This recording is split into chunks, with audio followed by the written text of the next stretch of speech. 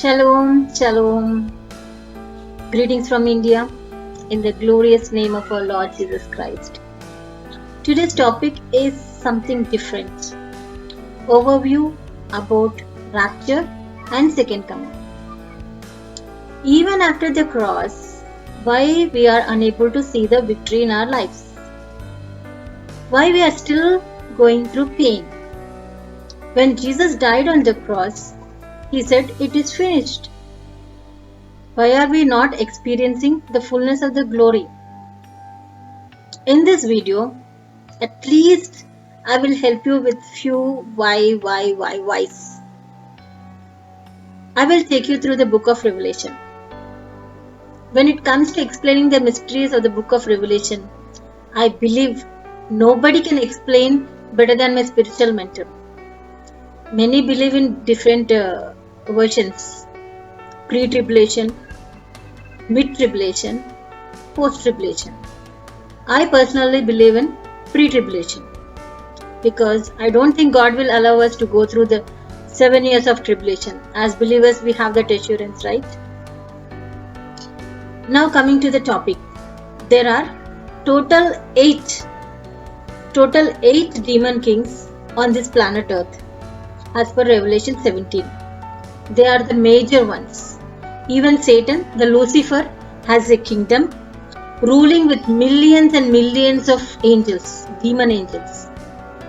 Once he used to be a cherub in the heaven, a very good choir leader. Not only this, the pride that made God to cast him down, he showed his pride on us, on human beings. I'll tell you how it is. We are actually the stars of God in the heaven with glorious bodies before we came into this planet Earth. Later, we have been sent to the planet Earth with an assignment. Whoever has been sent to this planet Earth, their names were written in the book of the life. Book of life. Like when a student joins in the school, his name is registered in the admissions book, right? So likewise, whoever is coming to the planet Earth with life, okay, their name will be registered in the book of life. Otherwise, you are a dead person, your name is not there. So, let's read Isaiah 14:13. For thou hast said in thine heart, I will ascend into heaven, I will exalt my throne above the stars of God, I will sit also upon the mount of congregation in the sides of the north. I will ascend above the heights of the clouds. I will be like the Most High. This is how the Lucifer was saying. He was equaling himself to the Most High God. We are the stars of the God. So he was exalting on us. He was saying that I will exalt my throne above the stars of God. See, human beings, we are very precious in the sight of the Lord. We are like crown to this creation. So he doesn't want anybody to be on the above. Like, he loves us so much that in the coming days, he knows that he is going to send his son for us. So this all like in predestination, it is there. He knew us before we came to this planet Earth. So God, what God said, thou shalt be brought down to hell, to the sides of the pit. Satan, the Lucifer, was cast into the hell. He lost his place in the heaven, but earth was given to the human beings. So, heaven is occupied, earth is also occupied. So, he was hanging in the middle of the heavens, occupied there and ruling the earth from there. So, he was just hanging there. He's a very big snake, the dragon that can even cover the whole middle heavens. Full one snake, it's like covered the whole middle heavens. That's a dragon. He is a very big hindrance to our prayers, and that's why we need to pray in the spirit. That is very important. Praying in the spirit is praying in tongues. It's an unknown language. When you pray in tongues, it's like you're praying directly to God. So you need to pray in tongues. So when you pray in tongues, the demon cannot understand. And obviously the prayers will reach God directly. In Revelation 8:3-5, angels have to come down to collect all the prayers of the saints in a golden censer, mix some incense to those prayers and pour upon the golden altar. And the smoke of the incense which came with the prayers of the saints ascended up before the God out of the angel's hand. And the angel took the censer and filled it with fire of the altar and cast it into the earth, and there came voices, thunders, lightning and earthquake. Our prayers reflects in this way. When you pray, our prayer reflects in this way. In the form of the voices, in the form of thundering, in the form of lightning, and in the form of the earthquake upon the Satan. And for us, it's like a blessing come down as a showers of rain. Isn't it amazing, folks?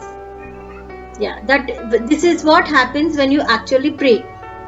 So let's go into a little deeper now. At the time of rapture, the big snake, the dragon, will show up on the earth in the form of Antichrist. Let's read 17 and 10. And there are 7 kings. 5 were fallen, and 1 is, and the other is yet to come. And when he cometh, he must continue a short space. And the beast that was and is not, even he is the 8th, and is of the 7th, and goeth into the perdition. So what the verse is saying is like 5 demon kings were fallen at the time of cross. 6 is ruling. Now it is in the ruling party. 7th is he will show up at the time of the rapture, who is an antichrist. So the 6th is nothing but is a beast. 6 is the beast that looks like a leopard. And on that beast, the grey door, the harlot, the great city is sitting on it in a scarlet clothes with a bowl of blood, drinking the blood of the martyrs of saints. So this is a Jezebel spirit, it's a lustful spirit.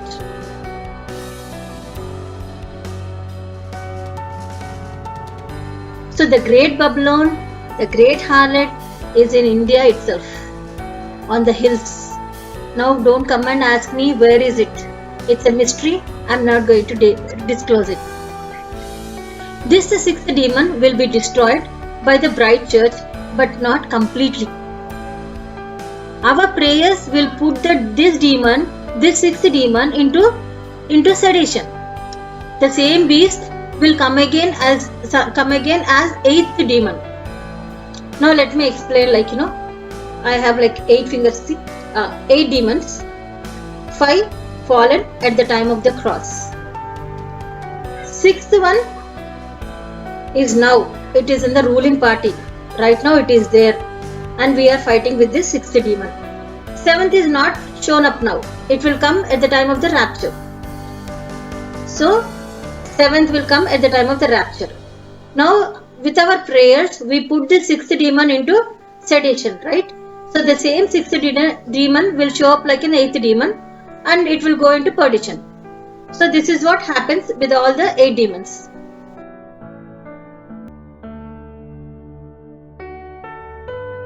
So now, for example, you know the question is let me explain you. Why the bride has to fight? Why not Jesus on the cross? We might ask he has done everything. He should have finished off all the demons. Why he left some demons for us? So we might think like that, right? So let's not think like that. For example, in a movie, a hero fights all sorts of fights, right? Sometimes the hero brings the heroine in the middle of the fight, almost at the ending of the fight.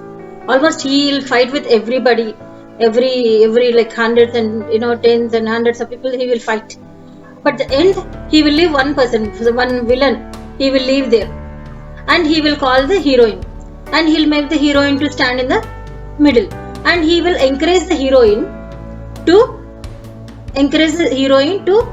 kill that villain, to beat that villain.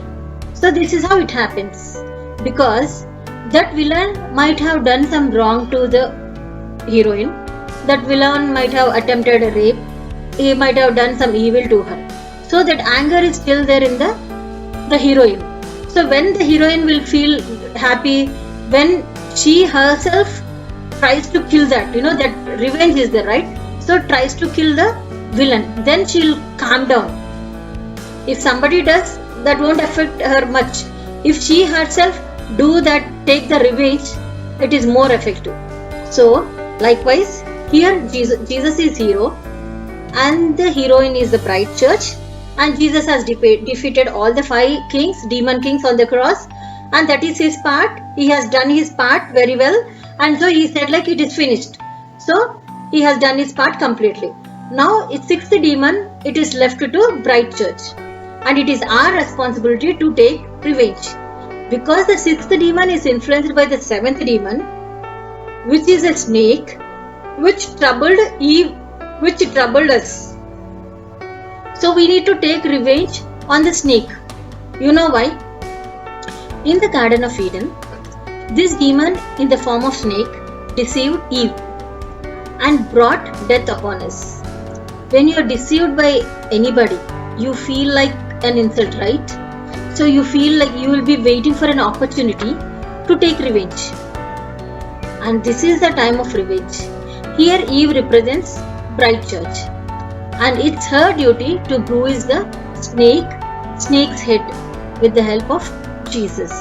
So let's read Genesis 3:15. And I will put enmity between thee and the woman, and between thy seed and her seed. It shall bruise thy head, and thou shalt bruise his heel. This verse says that there is an enmity between woman and the demon, and so the woman's duty is to fight and take revenge. This verse says that, right? So how to fight now? When it comes to fight, I'm not saying to fight physically, but spiritually in this way. Let's read Ephesians 6:12. For we wrestle not against flesh and blood, but against principalities, against powers, against the rulers of the darkness of this world, against spiritual wickedness in high places. This battle has to fight from the finished work. This battle has to be fought from the finished work of Christ. Battle from the rest position, because this battle is Lord's. Even before you fight, you have already won the battle. Like in movies, if you fast forward the movie, you will see hero already defeated the villain. Now stop there, come back and rewind and come to the starting position and start playing the movie. So what you'll understand, that means this hero is going to defeat this heroine, or this hero is going to defeat the villain anyhow in a couple of minutes. Okay, like that, so you should have a conscience that you have already won the battle. You are already more than conquerors. You are already victorious. Now your job is to just be in the battle. All you need to be in the battle, right? You need to be in the battle, and you need to praise the Lord. So how you are going to do that? Let's read 2 Chronicles 20:17. Ye shall not need to fight in this battle. Set yourself, stand ye still, and see the salvation of the Lord with you, O Judah and Jerusalem. Fear not, nor be dismayed. Tomorrow go out against them, for the Lord will be with you. And when he had consulted with the people, he appointed singers unto the Lord, and that should praise the beauty of holiness, as they were out before the army, and say, Praise the Lord, for his mercy endures forever. This verse says that you no need to fight the battle. You need to set yourself, stand ye still, see the salvation of the Lord. What? You don't need to fight the battle. All you have to do 3 things here. Set yourself, stand still, see the salvation of the Lord. These 3 things you have to do. At the same time, you should not fear and you should not be dismayed. And you have to have an armor. You have to have in armies, like when you see an army, they will be wearing a separate, a certain kind of dress, right? When you are in the battle, you need to wear a certain kind of dress. So that army is like, you have to praise the beauty of the holiness. You have to wear an armor that is called the holiness. When you're holy, devil cannot touch you. When you're holy, see, you cannot be holy by yourself. Like we cannot see, we do something every day, we do something or the other, and we think that we lose our, holiness or salvation or like that. But what is that? You need to claim that you're holy as He is, you're righteous as He is. As He is, so are we in this world. So you need to claim you're holy is because of His holiness, you're righteous is because of His righteousness. You need to claim His holiness, His righteousness, not yours, right? So, and apart from this, what you have to do, you have to praise the Lord, saying that for His mercy endures forever. All you need to do one thing, you don't need to do any battle. All you need to speak in tongues, set yourself, stand still, don't worry, and see the salvation of the Lord. No fear, no dismay, nothing. Just you have to wear your armor and you have to praise the Lord. So keep saying that your mercy endureth forever. Your mercy endureth forever. This is what you need to say. And you need to have an armor. As per the Ephesians 6:10-17, I'll tell you that armor. The helmet of salvation and the breastplate of righteousness, belt of truth, sword of spirit, shield of faith, feet with gospel of peace. This is the armor which you need to wear at the time of the battle.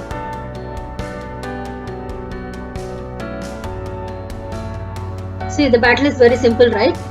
You don't need to do battle anything because He has done your battle. Behind the scenes, He has completed the battle. All you need to just rewind and see what is happening. Right? Now I'll come to another topic, another last things. This is very important. From the year 2020, please listen carefully. From the year 2020 to 2030 is the time of preparation of the bride. God will exalt the bride church. Our time has come to rule and reign in this world. Till now we are claiming that we want to rule and reign, and we are claiming, right? Now the time has come. The demon, which is the sixth demon, with our prayers, it will put to sedation and will start ruling the earth. So we have to be holy, spend time in worship, speak in tongues, and then meditate word of God, pray without ceasing. This is what we need to do. So don't get confused. So be in prayer. So Antichrist will come at the time of the rapture, and when the bride is fully prepared, our bridegroom Jesus will come in the clouds of glory and take us into the Lamb's wedding. Here on the earth, tribulation starts, and Antichrist, the son of perdition, will show up before the second coming as per 2 Thessalonians 2:3. He claims himself as Christ and sits in the temple to deceive people. Later on, all things will be happening.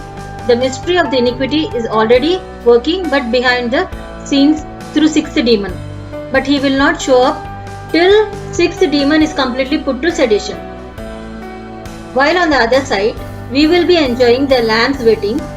Like in movies, like one side you see all the marriages happening. The other side you will be seeing all fights. So it's like two scenes. Like sometimes they put this scene and sometimes they put this scene, right? So in movies, like it happens two scenes at one shot.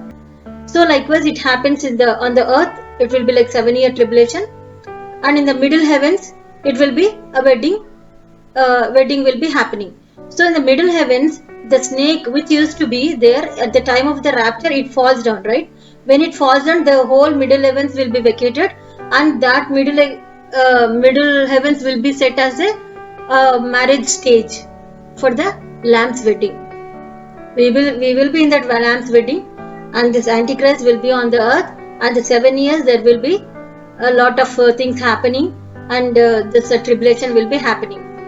So after the scenes, like after the two scenes, after the 7 years, we will come along with the beloved bridegroom in the second coming on white horses, as per Zechariah 14:4. See, rapture and second coming is different. Rapture is like Jesus will come only up to the middle heavens, not up to the earth, and we will meet him in the clouds of glory. Like we will be lifted up in the spirit to the middle heavens. and he will come up to the middle heavens. We will be meeting in the middle heavens. This is what the rapture. But in second coming is like we will be coming along with him on the white horses onto the earth. So almost he'll be touching the earth, like where he'll come according to Zechariah 14:4. And his feet shall stand in the day upon the Mount of Olives, which is before Jerusalem on the east, and the Mount of Olives shall cleave in the midst thereof towards the east and towards the west, and there shall be a very great valley, and half of the mountain shall remove towards the north, and half of it towards the south.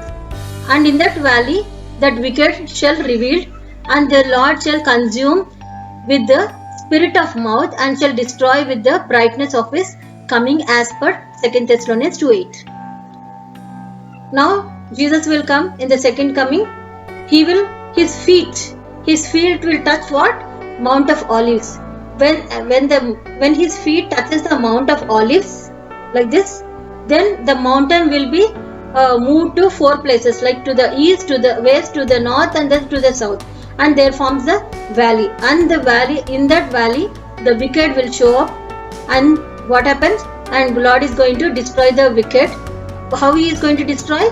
By he will consume. Lord will consume with the spirit of his mouth, and shall destroy with the brightness of his coming. So this is how the wicked will be destroyed. Last but not least, the first heaven and the first earth will pass away, and there forms the new heaven and new earth. As per Revelation 21:1, we will rule 1,000 years. We all shall be in the heaven, and there will be another place which is called a New Jerusalem, where only the conquerors, the martyrs and the conquerors, they will be in their separate place. There will be around 1,44,000. They will stay separately with Jesus in that New Jerusalem. So, and the conquerors will be promoted to the next planet to conquer another place. Like when you conquer one nation, then you will be promoted to the next, right? You will start conquering to the other planet, other place, because God has many assignments. This is how it's going to happen. So hope I explained you good. This is just an overview. There are deep revelations which I will not disclose here. It has to be explained by somebody else. So till then, we need to wait. So thanks for watching. God bless you.